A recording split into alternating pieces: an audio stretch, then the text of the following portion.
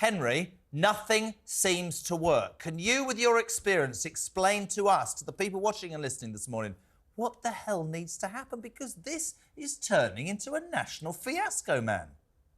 I know, and it's taking up all the bandwidth of government, the media, the public's concerned. It's an absolute car crash in every respect. But I'll try and explain very briefly. What is lacking here, and this isn't rocket science, and it's terribly frustrating, but what's lacking is an overall strategy. Nobody has set clear objectives for what we want from our immigration policy or what we want from our borders policy.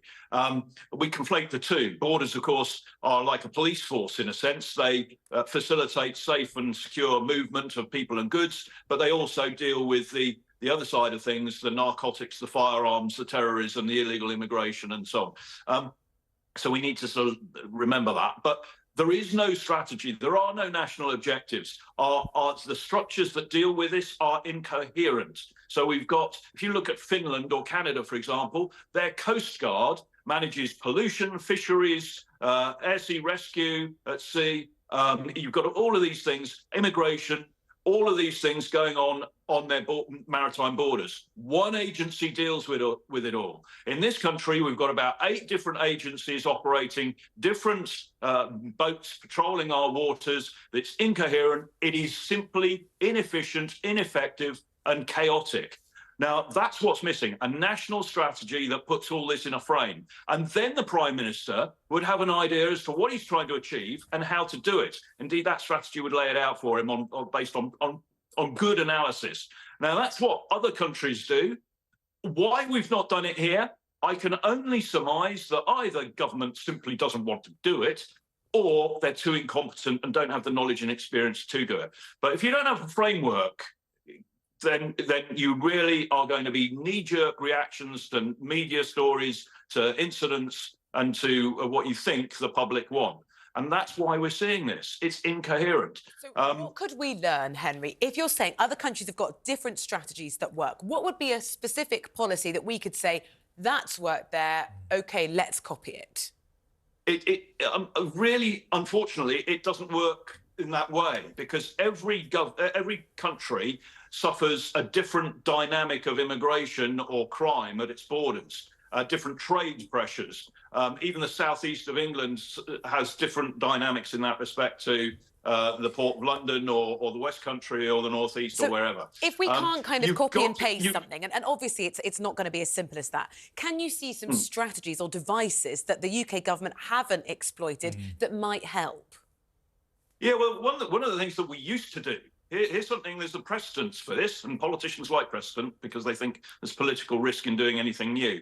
Up until 2006, the UK ran a programme that was sort of operated across the world, but primarily outside the European Union, but close in too. So North Africa, the Southern Balkans, Eastern Europe, and so on, where we actually went out and instead of just doing liaison, we had boots on the ground. We used British intelligence from GCHQ, MI5, MI6, Defence Intelligence, and so on.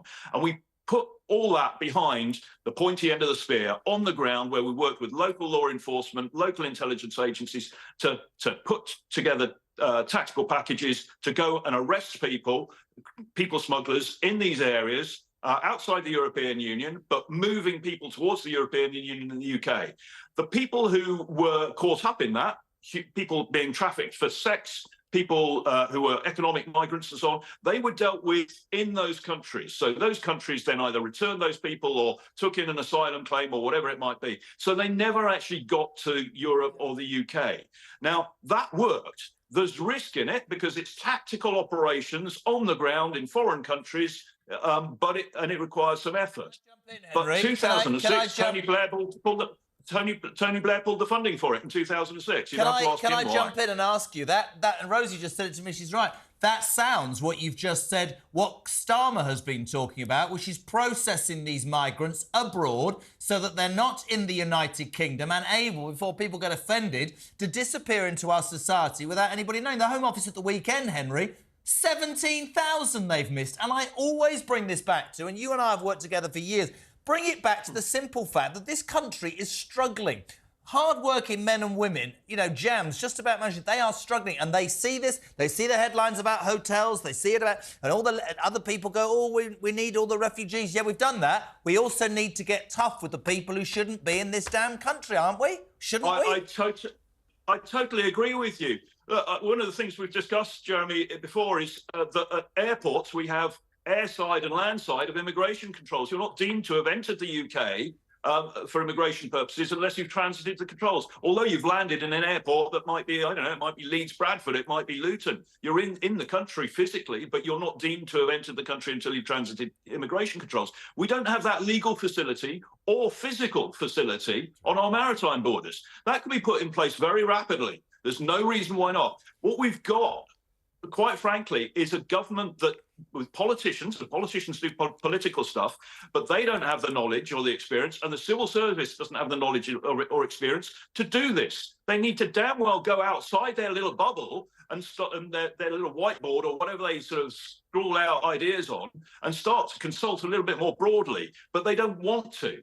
I've written to 3 Home Secretaries now offering my support. Of course, they don't get the letters, but it's the civil servants who block it off and it doesn't go there. The British government used to pay me to help other countries. They don't want to listen now. It's the civil service, Jeremy, that does that. They need to be supporting the ministers far, far better than they are. And there are tactical ways we can even push the boats back. Just right very now, briefly, the policy that the government are pursuing is absolutely the Rwanda plan. Let's just go back very briefly to our it political is. correspondent. That's a problem, because that's a red herring. I mean, in a sense,